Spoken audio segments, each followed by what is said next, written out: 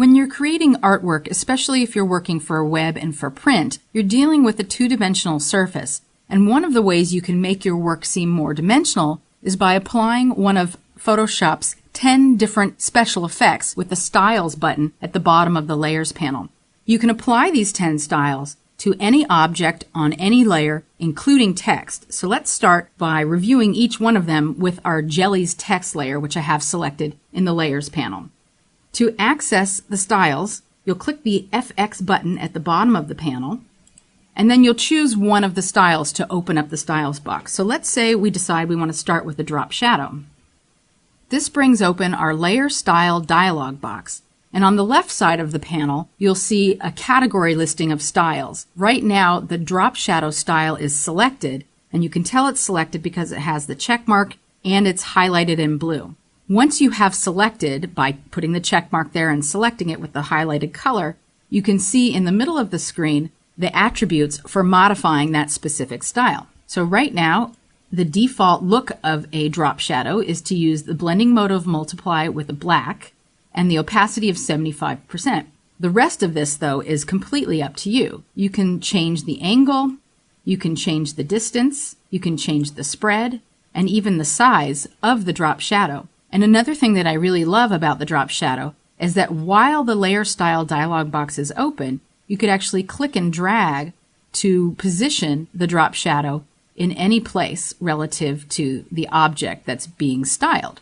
The global light feature seen here deals with a single light source for your entire document. It's usually a good idea to have a single unified light source. Think of the sun coming down. You would want all the shadows to be cast in the same direction. If, though, you wanted to have two separate light sources, or even more than two, what you'd have to do is deselect the global light source and then adjust your drop shadow. That would mean that that one object would have its own light source separate from the rest of the objects that also have drop shadows applied to them. In the quality section, there are contours, and contours determine how the drop shadow or whatever special effect you're adding, whatever layer effect you're adding, how they fall relative to their shape. And these different curves will adjust how the drop shadow displays. Some of them really don't look like drop shadows, but some of them look kind of cool.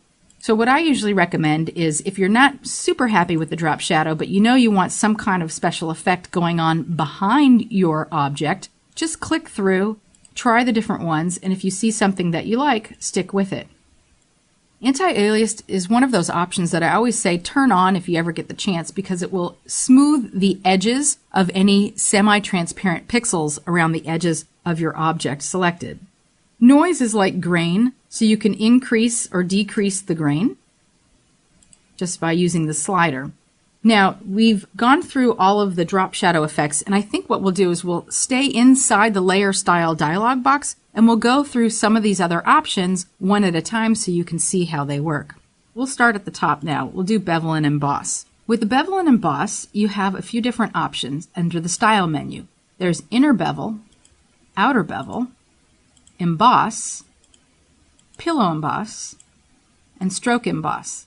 And each one of these will give you a slightly different effect. You can also change the technique from a smooth emboss to a hard chisel or a soft chisel emboss, but the most realistic one, I think, is the smooth.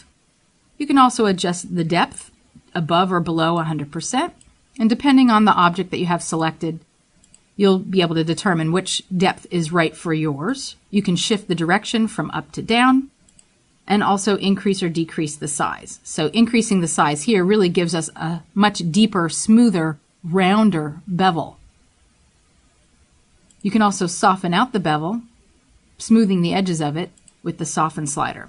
The shading has an angle as well as an altitude, and if you happen to know the degree, you can plug it in by typing it in the field here. You could also just click anywhere within this little angle altitude box and adjust the direction of the bevel.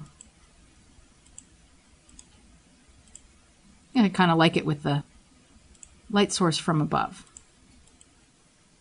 Gloss contour, again, any contour will change how the effect is falling across your object, so you can play around with those. I'm just going to leave it back at the first one. And there's that anti-aliased option, so I always say turn it on to create a smoother effect. The highlight and shadow modes are set to the default screen and multiply, and this will give you the best looking type of bevel and emboss, but you can certainly change the blending modes, change the colors, do whatever you want to them. Underneath the bevel and emboss is another option called contour, and contour has a bunch of different options that you can scroll through, or click on rather, and this will also change the contour of your bevel. Again, you may find something that looks exactly like what you need, though you hadn't thought of it yourself. If you find it, like this one's pretty cool. When you find it, just click on it and again, choose the anti-aliased option. You could also modify the range. Like for me, I think it looks kind of cooler to make the range a little bit smaller. Another option is texture. With texture, you can apply a pattern to the sides of the bevel. There are several default patterns in here already loaded that you could choose from, and depending on which one you choose, that will change the way the pattern is falling. Now notice that this was color and this was color. The color is sort of sucked out of the pattern and just the pattern is applied as a texture. You could also load other patterns through the options menu here and open up the patterns or the patterns to or rock patterns. Any of these can be added. And what you'll do is you'll select one and choose append, and it will add those other textures to the bottom of your textures box. I'm going to leave it at the one that it was before. And then actually going to turn the texture and leave the contour on. Now with the stroke deals with the outer edges of your object. In this case, the default size is set to 3 pixels. The position is outside the object's edges. Blending mode is set to normal and the opacity is at 100%. You can also choose when you're working with type to fill the type with a color, in which case you could change the color. Let's say we wanted to sample from the artwork on the board, and we could also increase the thickness of it and position it inside or outside or in the center. And then you can also adjust the blending mode. Maybe you want to do an overlay. And I'm just going to use my up-down arrows to scroll through some of these options. And then the opacity of just the stroke itself. If you wanted to, you could also fill it with a pattern or a gradient. I'll just leave it here on color.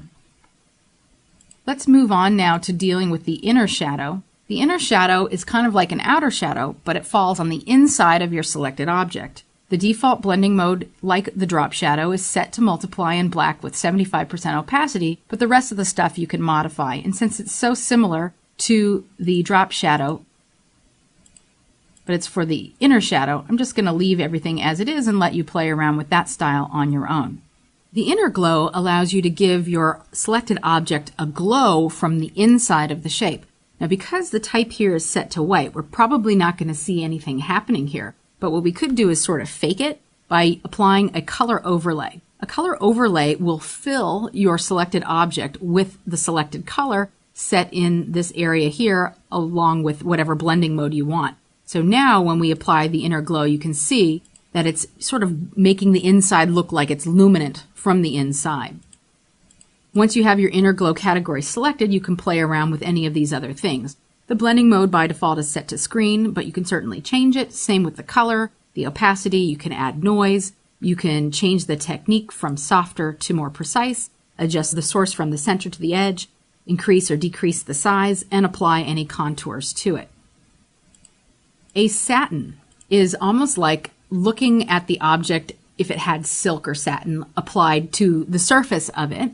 Again, the blending mode is set to default and the color is set to black. Opacity here is 50%, and you can change any of these attributes as you like. I think to really see the satin effect, though, the best thing to do is to click on the different contours to see how they apply and change the look of your object. There's that anti-aliased option as well, and you can turn that on. We already looked at the color overlay. But let's say if you wanted to, you could change the color and you could change the blending mode so that it will lighten or darken, do a linear burn. And I'm just using my up-down arrows. So vivid light actually changes the green into this almost neon yellow. Exclusion is almost the opposite color. Then we'll switch down to gradient overlays. The default gradient is the black to white, but you can reverse it if you wanted to. white to black, or you can apply any of the preset gradients to your object. You could even create your own gradient with whatever colors it was that you wanted to apply to them. Then you can adjust the opacity, play around with the angle, how the gradient is falling across your object. And then you could also increase or decrease the scale. Pattern overlay acts in a similar manner. It takes the existing selected pattern and applies it to the surface of your object. Here the color remains intact, and if you wanted, you could apply any of the other free patterns that come with Photoshop. So let's say we wanted to do a rock pattern. We'll append to add those pattern styles to this menu, and we can select and apply any of them to our object. You can also increase or decrease the opacity and adjust the scale. Sometimes the patterns come really small or really large, and by adjusting the scale you can create some cool, interesting effects.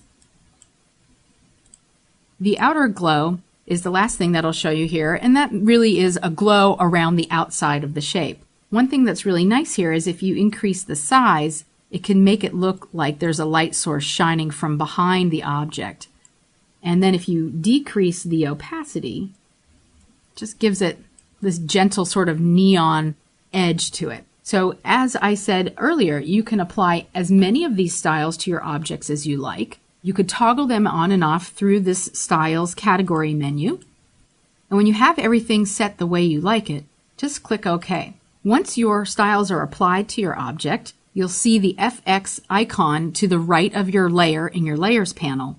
And if you expand that, you'll see an Effects visibility icon, which you can click to toggle all the styles off and on at once, or you can click the individual visibility icons to modify the individual styles. If you needed to adjust any of the styles, just double-click the FX to reopen the Layer Style dialog box, apply your changes, or add as many things as you like. Click OK. This is infinitely editable, so you don't have to feel stuck with something. If you make a decision, you can always come back and change your mind.